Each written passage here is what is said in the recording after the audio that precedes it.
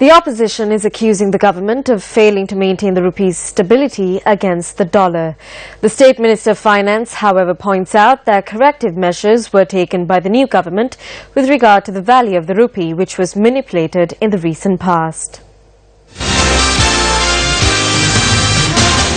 The rupee hit a record low against the dollar today, with the selling price of a dollar standing at 145 rupees according to rates published by the central bank today. The selling price of the dollar at the beginning of the year was 133 rupees and it has depreciated by more than 8% since.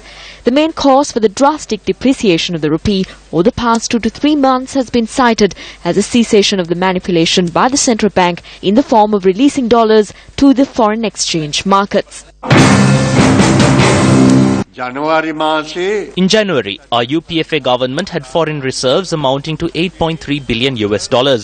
This was the state when we entrusted it to them. However, within 10 to 11 months, they have reduced our foreign reserves to 6.2 billion.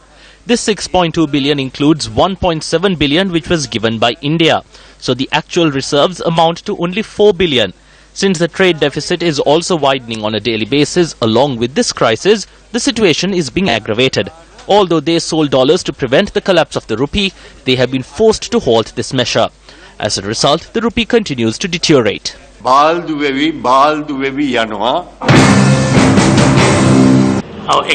It will reach 150 by the end of this year.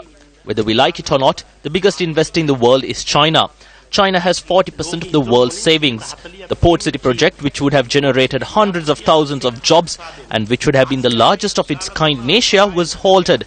Even now it has been stopped. The construction of the Lotus Tower has also been halted. When this happened, they withdrew all the money they invested in treasury bills and bonds. When that money was withdrawn, the reserves fell and the rupee depreciated against the dollar. This is how it happens. We control the value of the dollar against the rupee by releasing our foreign reserves into the market. This had a serious harmful impact on our export earnings and our foreign reserves too. 80% of our reserves are comprised of foreign loans and foreign grants. When you use funds that have been obtained as loans to control the currency value, you will face a major economic crisis. Over the recent past, the value of the rupee against the dollar was not the real value. By floating the currency, we are facing this crisis. It is true that many inconveniences will have to be faced as a result, but the truth is that it must be done.